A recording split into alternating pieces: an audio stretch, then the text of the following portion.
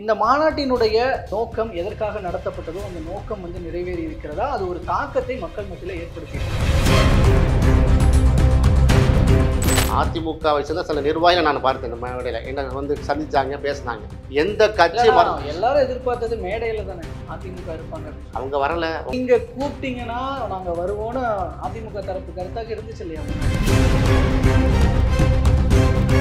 Vision என்னவோ தேசிய அளவுல இருக்கு. அப்போ தேசிய அளவுல விஷன் வைக்கிற திருமாவளவன் அவர்கள் ஏன் தேசிய அளவிலான ஜனநாயக சக்திகளை அழைக்கவில்லை? ஏன்னா அப்பதானே இது முழுமையடையும். இந்த மாதிரி காணொலிகளை வெளியிடுறவங்க நெகட்டிவா தான் அழிவிடுவாங்க. அப்ப இங்கேயும் ஒரு கேமரா செட் பண்ணியிருக்காங்க, அங்கேயும் ஒரு கேமரா செட் பண்ணி எடிட் பண்றாங்கன்னா அப்ப இவங்க யாரு? இந்த காணொலி வெளியிட்ட தொலைக்காட்சி நண்பர்கள் நான் சொல்றேன்,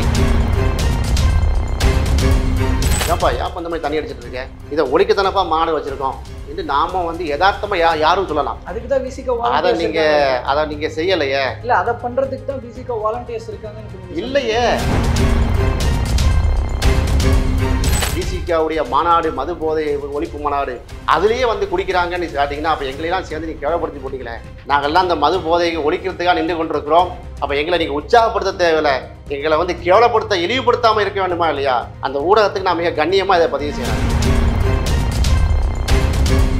அங்கே வந்த திமுக நிர்வாகிகளை ஆர் எஸ் பாரதி உள்ளிட்டோர் உட்பட பேசிய கருத்துக்கள் அப்படிங்கிறது கிட்டத்தட்ட இது முடியாது அப்படிங்கிறத கன்வே பண்ற மாதிரியான வார்த்தைகள் தான் இருக்கு. ஒரு டைரக்ட் பதிலே இல்லை. இந்த பதிலே அதெல்லாம் அவர்களுடைய கருத்துக்களை எப்படி பாருங்க. இப்போ ஆர் எஸ் பாரதி அண்ணன் நிச்சயமாக டாஸ்மாகெல்லாம் மூடுவோம், இந்த மாநாடு வெற்றி மாநாடாக ஆகிவிட்டது, நாங்கள் போன உடனே ஒரு 1000 டாஸ்மாக மூடுவோம்னு சொல்லக்கூடிய இடத்துல அவர் இல்லை. அந்த இடத்துல யார் இருக்கான்னா முதல்வர் தான் இருக்கிறார். புரியுதா? முதல்வர் சொல்ல வேண்டிய விஷயத்தை அவர் வழி முடியாது.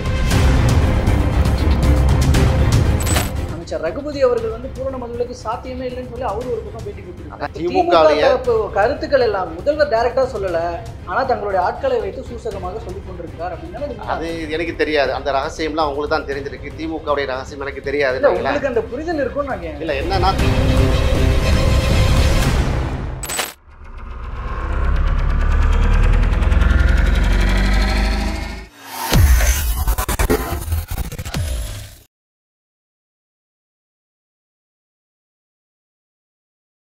ஐத்தமிழ் நேயர்கள் அனைவருக்கும் அன்பு வணக்கம். இன்றைய சிறப்பு நேர்காணலில் நம்மோடு இணைந்திருக்கிறார் வழக்கறிஞரும் விசிகாவை சேர்ந்தவருமான திரு அகமது ஷாகிப் அவர்கள். அவரிடம் தற்போது பேசுபொருளாக உள்ள விசிகாவினுடைய மாநாடு குறித்த, மாநாட்டினுடைய தாக்கம் குறித்த பல்வேறு விஷயங்களை பேச இருக்கிறோம். பேசலாம். வணக்கம் சார். வணக்கம். நல்லா இருக்கீங்களா? நல்லா இருக்கேன். ஒரு மிகப்பெரிய மாநாடு, கடந்த சில நாட்களாகவே விசிகாவினுடைய மது ஒழிப்பு மாநாடு, மது மற்றும் போதைப் பொருளுக்கு எதிரான மாநாடுன்னு சொல்லி பேசுபொருளா இருந்தது. நேற்று நடந்து முடிஞ்சிருக்கு. இந்த மாநாட்டினுடைய நோக்கம் எதற்காக நடத்தப்பட்டதோ அந்த நோக்கம் நிறைவேறி இருக்கிறதா, அது ஒரு தாக்கத்தை மக்கள் மத்தியில் ஏற்படுத்தி இருக்கிறதா? அதை கேள்வி கேட்கப்படுவதை விட கேள்வி கேட்பவர் நீங்க தான் சொல்லணும். இப்ப நாங்க பார்ட்டியில இருக்கிறோம், கஷ்டப்பட்டு இவ்வளோ நினைத்தபடி முடித்து விட்டீர்களா அப்படின்னு கேட்கலாமா? இல்ல, இது முடிக்கல, இப்ப தொடங்கி இருக்கிறோம். இப்பதானே ஒரு தொடக்கம், ஒரு முடிவுக்கான தொடக்கம். தமிழ்நாட்டுல மது போதைங்கிற அரக்கனை வேரோடும் வேரடி மண்ணோடும் பிடுங்கி வீசி எறிவோம், அதான் எங்களுடைய லட்சியம். அந்த முடிவை நோக்கி ஒரு பயணத்தை தொடங்கி இருக்கிறோம். மக்கள் மிகப்பெரிய ஆதரவளித்து நீங்க பாத்தீங்க. குறுகிய காலத்துல வெல்லும் ஜனநாயக மாநாடு முடிந்து 6 மாதத்துக்குள் அடுத்த ஒரு மாநாடு, பல லட்ச சிறுத்தையில் ஒன்று கூடினாங்க. கட்சிக்காரங்க மட்டும் இல்லாம கட்சிக்கு அப்பாற்பட்டு பொதுநல ஜனங்களை இந்த மாநாடு வென்று எடுத்திருக்கிறது. பல்வேறு கட்சிக்காரங்க வந்திருந்தாங்க. எங்களுடைய தோழமை கட்சியை தவிர்த்து மக்கள் அவர் என்ன சொல்ல வர்றாங்க, எங்களுடைய இந்தியா கூட்டணி கட்சிக்கு அப்பாற்பட்டு பலவர்கள் நான் பார்த்தேன். ஓப்பனா சொல்ல, அதிமுக தலைவர் நான் பார்த்தேன், அதிமுகவை சேர்ந்த சில நிர்வாகிகள் நான் பார்த்தேன். இந்த மேடையில என்ன சந்திச்சாங்க, பேசினாங்க. அந்த அளவுக்கு நான் பார்த்தோம். எந்த கட்சி எல்லாரும் எதிர்பார்த்தது மேடையில தானே அதிமுக இருப்பாங்க அப்படின்னு. அவங்க வரல. உங்களை மாதிரி புண்ணியவான்கள் கொளுத்தி போட்டு நீங்க கூப்பிட்டீங்கன்னா நாங்க வருவோம்னு அதிமுக தரப்பு கருத்தாக இருந்துச்சு இல்லையா முன்னாடி? உங்களை மாதிரி ஊடகராக தான் அதை கொளுத்தி போட்டு அதான் தலைவர் சொன்னார். அழகாக இது தமிழ்நாட்டுடைய மக்களுடைய மாநாடா இருந்துச்சு. இது அரசியல் ஒரு சாயம் பூசி ஊடகங்கள் செய்த நண்பர்கள் செய்த அந்த சதி என்று சொல்ல மாட்டேன், முந்திரி கூட்டம் மாதிரி முந்தி சில விஷயங்களை செய்ததுனால இது இந்தியா கூட்டணியுடைய மாநாடு மாதிரி ஆகிவிட்டது என்பதை வருத்தத்தோடு பதிவு செய்தார். நம்முடைய நோக்கம் சர்வ கட்சிகளும் அமர்ந்திருக்க வேண்டும். சுத்தி ஊடகங்களோ மக்களோ என்ன பேசினாலும் தலைவர்கள் நினைச்சு அதுக்கு முற்றுப்புள்ளி வைக்க முடியும். நாங்க தான் அழைப்பு கொடுத்தோமேங்க, அழைப்பு கொடுக்கவில்லை. நீங்க மாநாடு என்று அறிவிக்கிறோம், உடனடியே என்ன செய்றீங்க உங்க பத்திரிகையாளர் நண்பர்கள் அதிமுக அழைப்பு உண்டா, எடப்பாடி நீங்க அழைப்பீர்களான்னு கேட்குறீங்க. அப்போ அந்த இடத்துல எடப்பாடி வரக்கூடாது, அதிமுக யாரை வரக்கூடாது நம்ம சொல்ல முடியுமா? வாங்கன்னு தான் சொல்ல முடியும். சரி, வாங்கன்னு அழைப்பு கொடுத்த பிறகு அவர் வருவார்கள், வர வேண்டும் சொன்ன பிறகு பார்த்தீர்களா திமுக கூட சலசலப்புங்கிறீங்க. அதிமுக நீங்க வாங்க, எடப்பாடி வரட்டும் என்று நாங்கள் அழைப்பு யார் வேணாலும் வரலாம் என்று நான் சொன்ன பிறகு பார்த்தீங்களா திமுகவுக்கும் விசிக்காகவும் உரசல், திமுகவுக்கும் விசிக்காகவும் பிரிவு, இப்படி டைட்டில் போடுறாங்க. எனக்கு என்னதான் செய்யறது? உரலுக்கு ஒரு பக்கம் இடி, மத்தளத்துக்கு 2 பக்கம் இடி. அந்த அளவுக்கு உள்ளுக்குள்ள என்ன நிலைமைன்றது தான் உங்களுக்கு தெரியுமே, திமுகவுக்கும் தெரியும் இல்லையா? எல்லா அதிமுகவை அழைப்பதன் மூலமாக நம்ம கூட்டணியில எந்த பிரச்சனை இல்லை, நம்மளுக்கு பெரும்பான்மையாக விடுதலை சிறுத்தைகள் வந்து சேர்ந்தார்கள். 90% மாநாட்டில் கூட சிறுத்தைகள் தான். 10% பார்த்தீங்கன்னா மற்ற கட்சி சகோதரர்கள் வந்தாங்க, அழைக்கப்பட்டவர்கள் வந்தார்கள். அழைப்பு எங்கன்னா அழைக்கிறது, மது பிரச்சனை நம்முடைய பிரச்சனை அப்படிங்கிற உரிமையோட வந்த மக்கள் நான் நிறைய பார்த்தேன். அதில் ஒட்டு மொத்தமாக பார்க்கும்போது மாநாடு மிகப்பெரிய வெற்றி பெற்றிருக்கிறது. பல லட்சம், அது கண்ணுக்கு எட்டிய தூரம் எல்லாம் பெண்களை நாம் வந்து செஞ்சோம், எழுச்சியோட வந்து பார்த்தோம்.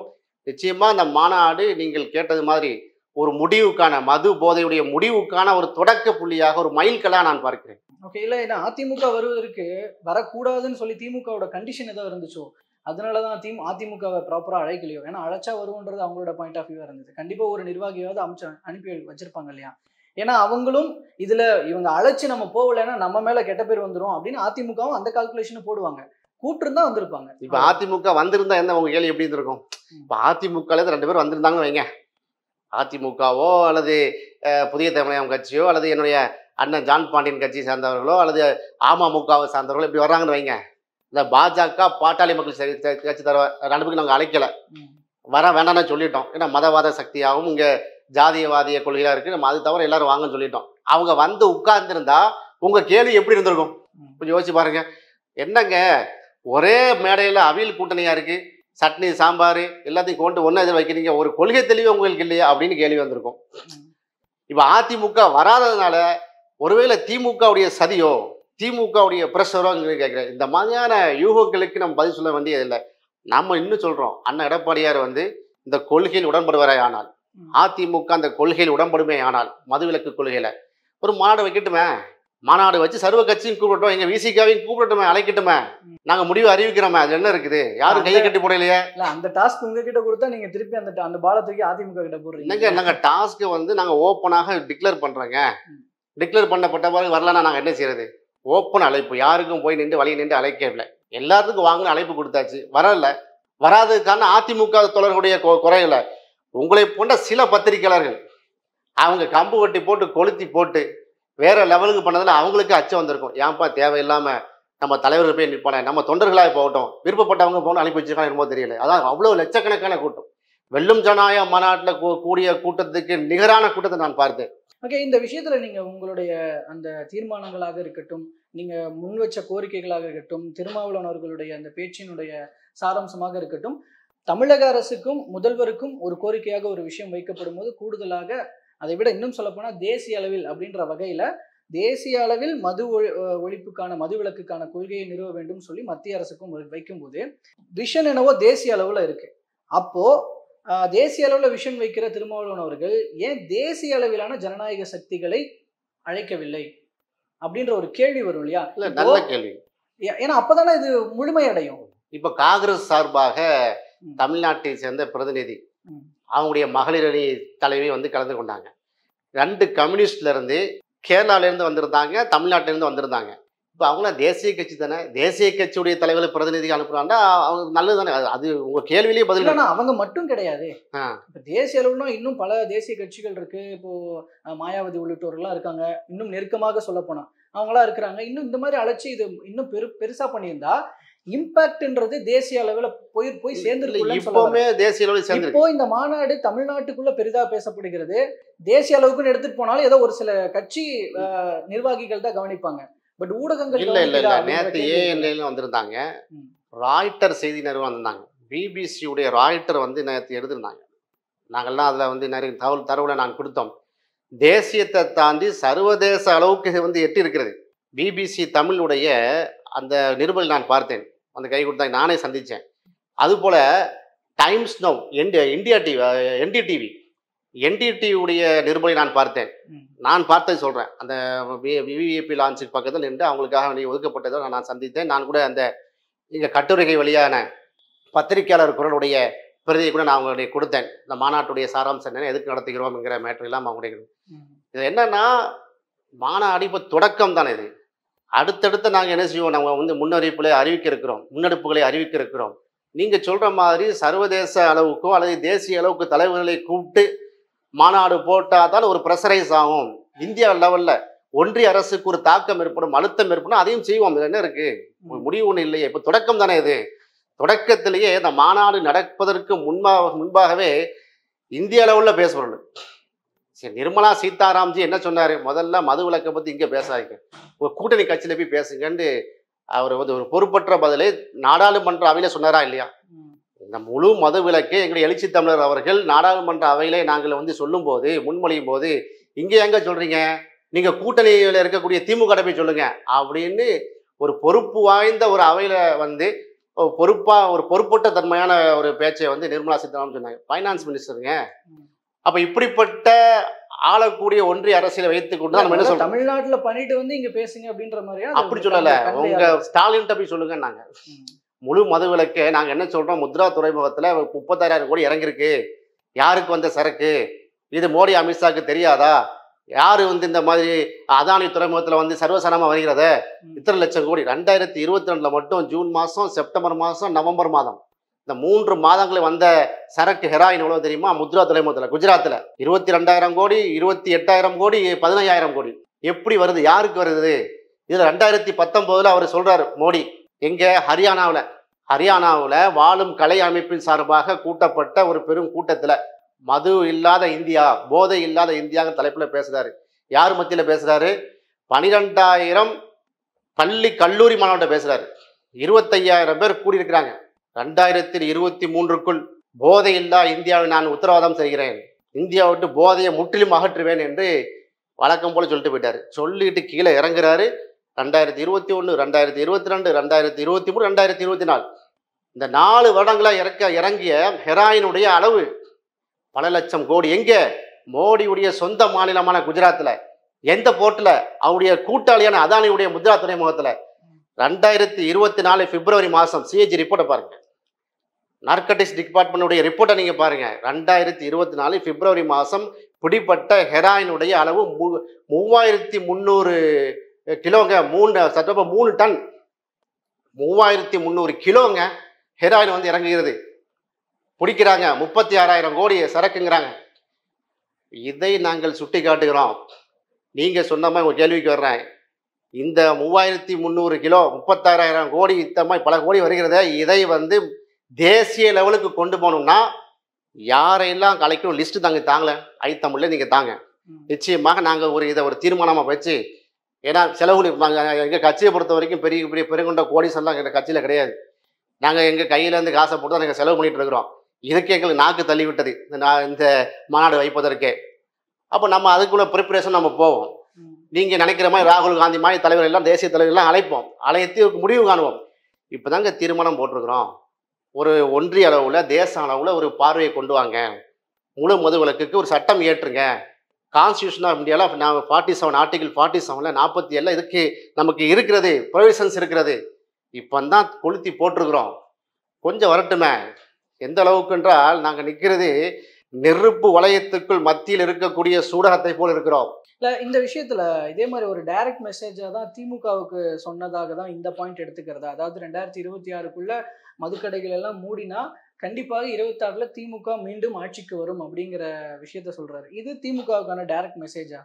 ஏன்னா இதுல வந்து இப்போ இப்படி சொல்றீங்க, இன்னொரு பக்கம் பார்த்தா ரீசெண்ட் டேஸ்ல நம்மளும் பார்த்துருப்போம், 2016ல் பூரண மது விலக்கை அமல்படுத்தியதால் தான் திமுக தோற்று போனதுன்னு திமுக காரர்களே சொன்னதெல்லாம் கேட்டிருக்கோம். அப்போ அதனாலதான் 2021 வாக்குறுதியில அப்படி ஒரு வாக்குறுதியே கிடையாது. அப்போ இந்த மைண்ட் செட்ல இருக்கிற திமுக, வெற்றி தான் நமக்கு முக்கியம் நினைக்கிற திமுக, இப்ப நீ இந்த பாயிண்ட கையில எடுத்துப்பாங்கன்னு நினைக்கிறீங்களா? இதே நேரத்துல பூரண மது விலக்கு கொண்டு வந்தா தோக்கடிச்சிருவாங்கன்ற பயமும் திமுகவுக்கு இருக்கும். அப்ப எப்படி இதை பண்ணுவாங்க? ஏன்னா அது கடந்த கால வரலாற்றை சுட்டி காட்டி பேசினார். 1971 கலைஞர் கருணாநிதி அவர்கள் மதுக்கடைகளை திறந்தது உண்மை. 1969 அந்த பேரறிஞர் அண்ணா அவர்களிடம் வந்து மதுக்கடைகளை வந்து ஓப்பன் பண்ணுங்க, திறங்க என்று சொல்லும்போது அந்த கோரிக்கை நிராகரித்தார். முடியாது, அப்படி திறக்க முடியாது, அந்த வருமானம் எங்களுக்கு தேவையில்லை என்று நிராகரித்தார். ஆனால் 71 வந்து கலைஞர் கருணாநிதி திறந்தார், உண்மைதான். ஆனால் 74 திரும்ப பூட்டினார, மீண்டும் அடைத்தார, அந்த சரித்திரத்தை நீங்க ஏன் சொல்லவில்லை என்று அந்த அந்த கடந்த கால வரலாறை சொல்லிக்கொண்டே வருகிறார். இல்லை அதிமுக திமுக சாயம் பூசாதீங்க, 2 கட்சியும் மாறி மாறி ஆண்டிருக்காங்க, இப்போ நம்ம என்ன செய்ய வேண்டும் அதை சொல்லுங்கள் என்ற துணியில் சொல்லி வரும்போதுதான் 2026 முழு மதுவிலக்கை நீங்கள் வந்து அமல்படுத்தினால் அந்த 2026 தேர்தலிலும் நம்முடைய கூட்டணி தான் வெற்றி பெறும், ஸ்டாலின் தான் முதலமைச்சர், நீங்களும் திரும்ப ஆளலாம் என்கிற மெசேஜை சொல்றாரு. அதே அவையில்தான் எங்களுடைய தோழர் ஒருவர் பேசுறார், நீங்கள் மதுக்கடையை நீங்கள் பூட்டலன்னு சொன்னா எங்க தலைவர் கட்டளை நாங்களே போய் பூட்டுவோம், டாஸ்மாக் கடையை அடிச்சு நொறுக்குவோம் என்று சொல்றாங்க. யாரை வைத்துக்கொண்டு? அண்ணா TKS அண்ணனை வைத்துக்கொண்டு, இளங்குண அண்ணனை வைத்துக்கொண்டு, மரியாதைக்குரிய அண்ணன் RS பாரதி அண்ணனை வைத்துக்கொண்டு தான் எங்க தோழர்கள் பேசுறாங்க. அப்ப எங்க மடியில வந்து கனம் கிடையாது, வழியில பயம் இல்லை. இல்ல அதுக்கு பாசிபிள் இருக்கா? எதுக்கு மதுக்கடைகளை அடித்து நொறுக்கு இல்ல, மக்கள் வந்து நம்ம வன்முறையை தூண்ட முடியாது, அது மதுக்கடையை வந்து நொறுக்கு நம்ம சொல்ல முடியாது. மக்கள் தன்னெழுச்சியா வந்து திரண்டு வந்து மதுக்கடையை முற்றுகையிடும் போது என்ன செய்யணும் கவர்மெண்ட்? இத்தனை மக்கள் இறந்து கொண்டிருக்கிறாங்க, சாராயத்தை கொண்டு செத்துட்டு இருக்கிறாங்க. ஒரு பக்கம் பார்த்தா தாராளமாக பள்ளிக்கூட மாணவர் வரைக்கும் டாஸ்மாக் உடைய சரக்குகள் போய் கொண்டிருக்கிறது. இதை பார்த்து பெற்றோர்களாக மாணவர்களாக கொந்தளிச்சு நிற்கிறாங்கன்னு வைங்க, எப்படி அடக்க முடியும்? மக்கள் புரட்சி தானே அது. அதைத்தான் சுட்டி காட்டினாரு.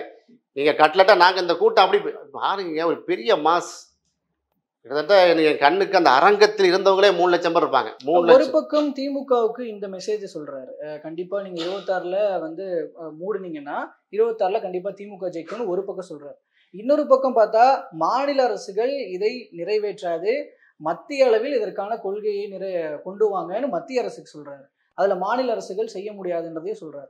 இது என்ன மாதிரியான ஒரு 2 பக்கமும் அடி சொல்ற மாதிரி இருக்கு. இந்த பாயிண்ட்டுக்கு ஆப்போசிட் பாயிண்ட் இந்த பாயிண்ட் அதுக்கு தான் விளக்கம் கொடுத்தாரு. நான் வந்து தூத்துக்குடி மாவட்டம் திருச்செந்தூர் தாலுகா காயல்பட்டத்தை சேர்ந்தவன். இப்போ எங்க ஊர்ல 70,000 பேர் இருக்காங்க, குறிப்பா பெரும்பாலும் இஸ்லாமியர் இருக்காங்க. எங்க ஊருடைய பாரம்பரியம் 1100 ஆண்டு கால பாரம்பரியம் கொண்ட ஊர்.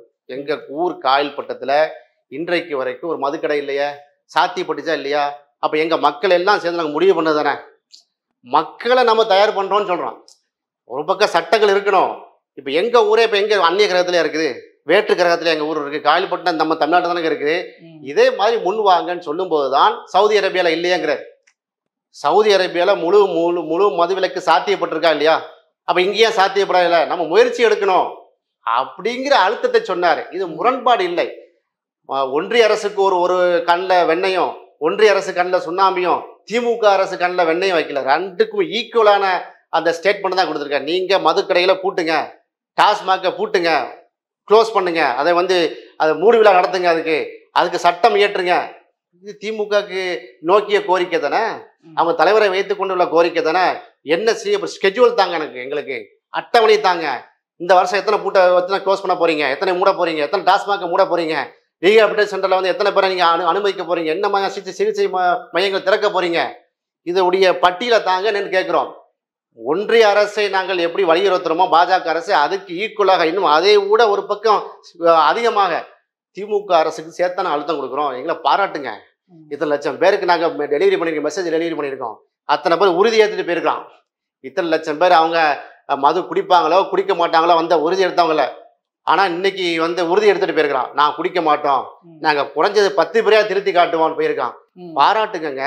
இல்ல கண்டிப்பா இந்த பாயிண்ட் சொல்றதுனால ஒரு வீடியோ உங்ககிட்ட காட்டி பேசணும்னு நான் நினைக்கிறேன். காட்டுங்க. ஒரு தனியார் தொலைக்காட்சியில வெளியானது. சில தொண்டர்கள் முதல் பகுதியில் குழுவாக அமர்ந்து மது அருந்தி விட்டு வந்ததாக கூறப்படுகிறது. நானும் பார்த்தேன். ஒன்றை நான் எதிர்பார்க்கிறேன், இனி எவரும் தமிழ்நாட்டிலே பொது இடத்திலே அமர்ந்து மது அருந்த கூடாது. ஒரு பக்கம் சிந்தனை செல்வன் அவர்களுடைய கருத்து, ஆனா வந்த விசிகாவினரே அத்தகைய செயல்ல ஈடுபட்டு இருக்கிறாங்க அப்படிங்கிறது ஒரு செயல்பாடாக கன்வே. நல்ல ஒரு கருத்து, நான் பார்த்துட்டேன். ஐயா இதுல என்ன இருக்கு? இல்ல இப்போ திருமாவளவர்கள் சொல்றது விசிகாவினரே வந்து அந்த கேள்விக்கு நான் வர்றேன். இதுல என்ன இருக்கு? தண்ணீர் இருக்கு. நான் இதுல என்ன இருக்குன்னு நான் கூட கேட்கும் போது நீங்க தண்ணி இருக்குன்னு சொன்னீங்க. நீங்க என்ன சொல்லல, அரைவாசி இது எம்டியா இருக்குன்னு சொல்லல. இந்த மாதிரி காணொலிகளை வெளியிடுறவங்க வந்து நெகட்டிவா தான் அழிவிடுவாங்க. சிந்தனை செல்வன் அண்ணன் வந்து பேசக்கூடிய அந்த பேச்சை எடுத்து 4 பேர் உட்காந்து சரக்கு அடிச்சிட்டு இருக்காங்க, அதை போய் ஒட்டுறாங்கன்னா இந்த 4 பேர் சரக்கடிக்க வச்சது யாருங்கிற கேள்வி எங்களுக்கு வருகிறது. அவங்க வந்து விசிகா காரங்க தானாங்கிற சந்தேகம் எங்களுக்கு வருகிறது. அப்ப இந்த மாதிரி நீங்க செட்டப் பண்றீங்களோ? ஒட்டுமொத்த மாநாடுல இத்தனை லட்சம் பேர் கூடி இருக்கிறோம், மதுவுக்கு எதிராக நாங்க களத்துல நின்று கொண்டிருக்கிறோம். அதை நீங்க சிலாய்த்து சொல்லாமல், அதை நீங்க எக்ஸ்போஸ் பண்ணாம 4 பேர் வந்து ரோட்ல நின்று குவார்டர் அடிக்கிறான்னு சொன்னா அதையும் இதோட முடிச்சு போடுறாங்கன்னா இது மாதிரி ஊடகங்கள் தான் பெருங்கேடு. இந்த மாதிரி ஊடகங்கள் தான் மது ஒழிப்புக்கு வந்து நாங்கள் களத்தில் இறங்கும்போது எங்கள் காலை பிடித்து இழுக்கக்கூடிய வேலையை செய்கிறார்கள். அங்க நடக்கலன்றீங்களா இல்ல அங்க வேற ஆட்களை வைத்து நடத்தினார்கள்? தெரியாது, அவங்க தான் கேட்கணும் எப்படி கரெக்டா மேட்ச் பண்றாங்க. அப்ப இங்கேயும் ஒரு கேமரா செட் பண்ணிருக்காங்க, அங்கேயும் ஒரு கேமரா செட் பண்ணி எடிட் பண்றாங்கன்னா அப்ப இவங்க யாரு? இல்ல இது எடிட்ல ஜாயின் உண்மையிலேயே இந்த தோழர்கள் இதுல இந்த வீடியோவோட கன்வே என்னன்னா, இப்போ வந்து பூரண மதுவிலக்கு கொண்டு வரணும்னு சொல்ற விசிகா சொல்றாங்க, அதற்காக வந்திருக்கிற தொண்டர்களை, இன்னும் சொல்ல போனா சிறுத்தைகளே இன்னொரு பக்கம் பின்னாடி உட்கார்ந்து வந்து சரக்கடிச்சிட்டு இருக்காங்க இப்படி சொல்லி அப்படின்ற போது இது எப்படி கட்சியில இருக்கிறவங்களே அந்த நிலைக்கு அந்த வழிக்கு கொண்டு வர முடியாத போது எப்படி இது சாத்தியமாகும்ன்ற கேள்வி, சவாலான கேள்வி. சப்ப கட்டி பூசி முழுவல இது வந்து சவால் யாருக்கு கொடுத்த சவால்னா தமிழக மக்களுக்கு கொடுத்த சவாலாக நான் பார்க்கிறேன். இந்த காணொலியை வெளியிட்ட தொலைக்காட்சி நண்பர்கள் நான் சொல்றேன், இது வந்து விசிகாக்குள்ள சவால் இல்லை, மதுவை ஒழிப்போம் என்று லட்ச பெண்கள் கூடியிருக்கிறாங்க. அவங்களுடைய நோக்கத்திற்கும் அவங்களுடைய கொள்கைக்கும் அவங்களுடைய இவ்வளவு கஷ்டப்பட்டு வந்து உட்கார்ந்துருக்காங்க, பிரயாணம் செய்து வந்து அமர்ந்திருக்கிறார்கள். இவர்களுடைய அந்த தியாகத்தை கொச்சைப்படுத்தும் மூலமாக ஒரு சவாலாக நீங்க இந்த வெளியிட்டிருக்கிறீங்க. அது வந்து எங்களுக்கு விசிகாக்கு மட்டும் உள்ள சவால் இல்லை, ஒட்டுமொத்த பெண்களுக்கு எதிரான சவால். இந்த சவால் ஒன்று. 2வது கூட்டணிக்கு தருவெல்லாம் வந்திருக்காங்க, அவர்களுக்கு சேர்த்துதான் அந்த சவால். ஒரு 4 பேர் வந்து தண்ணி அடிச்சான்னு சொன்னா அதை எடுத்துட்டு போய் நீங்க ஜாயின் பண்ணீங்கன்னா அவனை கொண்டு வாங்க, அந்த போட்டோ எங்களுக்கு அனுப்பிச்சுட்டாங்க. என்ன பண்ணிருக்கணும்? உண்மையிலேயே வந்து நல்ல நாடக்கூடியவங்க இந்த இவ்வளவு பெரிய ஒரு புனிதமான மாநாடு நடத்துறாங்க, இதை கொச்சைப்படுத்துற மாதிரி 4 பேர் தண்ணி அடிக்கிறானேன்னு அவங்க தெரிஞ்சிருந்தா அந்த மேடையிலே எங்களை சொல்லியிருக்கலாமே. எங்களுடைய வாலண்டியர்ஸ் எவ்வளவு பேர், எத்தனை ஆயிரக்கணக்கான வாலண்டியர்ஸ் போட்டிருந்தோம், அவங்ககிட்ட ஒரு வார்த்தை சொல்லி அவங்க அந்த இடத்துல நம்ம என்ன செஞ்சுக்கலாம், பண்ணிருக்கலாம். அவ்வளோ எங்க போலீஸ் இருந்தாங்கங்க, எங்க மாநாட்டு பந்தல்லையே பல்லாயிரக்கணக்கான போலீஸ் டிப்ளாய் பண்ணிருந்தோம். அப்ப அவங்களுடைய இன்ஃபார்ம் பண்ணி இந்த பாருங்க தண்ணி அடிச்சிட்டு இருக்கான்னு சொல்லியிருக்கலாமே, ட்ரிங்க்ஸ் பண்ணிட்டு இருக்கான்னு சொல்லியிருக்கலாமே. அதையெல்லாம் செய்யாமல் அவர்களை நோக்கி கேமராவை வந்து நீங்க திருப்புறீங்கன்னா அப்ப நாங்க திருப்பி கேட்போம்ல, அப்ப நீங்க தான் தண்ணியை குவார்டர் வாங்கி கொடுத்தீங்களா, உங்களுக்கு நீங்க தான் அந்த ஏற்பாடை நீங்க தான் பண்ணீங்களா? நாங்க கேட்ப மாட்டோமா? இத்தனை லட்சம் பேர் வந்திருக்கான், ஒழுக்கமா வந்துட்டு போயிருக்கிறான், எந்த ஒரு சலசலப்பு இல்லை. அப்ப இங்க 4 பேரை நீங்க பார்த்து இதை வந்து ஜாயின் பண்றீங்கன்னா இந்த மாதிரி தான் ஊடகங்கள் செய்யாதீங்கிறோம். உண்மையிலேயே இவங்க விசிகாக்காரங்க, விசிகா நிர்வாகி என்று சொன்னா நம்ம நடவடிக்கை எடுப்போம். இன்னும் பொது இடத்துல வந்து இப்படி பண்றதுக்கு தவறு அது. அப்போ பொறுப்பாக நீங்கள் செயல்படுங்கள் என்று சொல்றோம். ஒட்டுமொத்த மாநாட்டையும் ஒரு இன்சிடென்ட்டை வச்சு நீங்க வந்து சிதைக்குன்னு விரும்புனீங்கன்னா அப்ப சந்தேகம் உங்கள் மேல எங்களுக்கு சந்தேகம் வருகிறது. நீங்க செட்டப் பண்ண ஆட்களா இவங்க? நாங்க கேட்போம்ல, இதான் மேட்டர். இல்ல அத்தனை சிறுத்தைகள் இருக்கும்போது அவங்களுக்கு மத்தியில எப்படி ஒரு செட்டப்பை நிகழ்த்திட முடியும்? இல்ல இது அப்படியே இருந்தாலும் ஒருவேளை நீங்க சொல்வது போல இருந்தாலும் இதற்கு எதிராக விசிகா ஒரு நடவடிக்கை எடுத்திருக்கலாம். நீங்க கேட்டது மேடைக்கு பின்னால் இருந்து அடிக்கிறாங்க. நீங்க மேடைக்கு பின்னால யாரும் போக முடியாது. அங்க வந்து 3 பக்கம் பாத்தீங்கன்னா போலீஸ், எங்களுடைய வாலண்டியர்ஸ் இருந்தாங்க. ஒரு பக்கம் மட்டும் பாத்தீங்கன்னா அந்த வடக்கு பக்கமாக விவிஐபிஎஸ், அதாவது கூட்டணி கட்சி தலைவர்கள் வரக்கூடிய வாகனங்களுக்கான செட்டப் அங்கே பின்னாடி நடந்த மாதிரி எனக்கு தெரியவில்லை. அந்த அந்த அந்த இடமே வந்து ஒரு காட்டுப்பாதையாக இருக்கிறது. அந்த மாநாடு பந்தலை விட்டு மிகவும் தூரமான இடத்துல இந்த தோழர்கள் இருக்காங்க. உங்கள் தோழர்களாக யாரும் தெரியவில்லை. நிச்சயமாக இது குறித்து நம்ம நடவடிக்கை எடுப்போம். இவங்க விடுதலை சிறுத்தை கட்சியினுடைய எங்கள் கட்சியின் நிர்வாகியாக இருக்குமே ஆனால் இது நடவடிக்கை எடுப்போம். ஆனால் பொறுப்பாக அவங்க செயல்படவில்லைங்கிறேன். இப்போ நான் பார்க்கங்க, நான் என்ன செய்யணும்?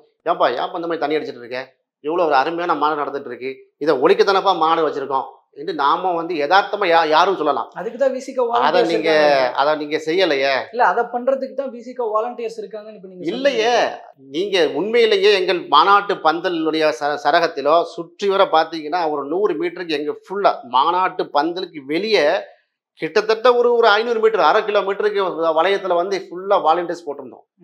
வாலண்டியர்ஸ் மட்டும் இல்ல, எங்க தோழர்கள், நிர்வாகிகள் பிளஸ் போலீஸ் டிப்ளாய் பண்ணப்பட்டது.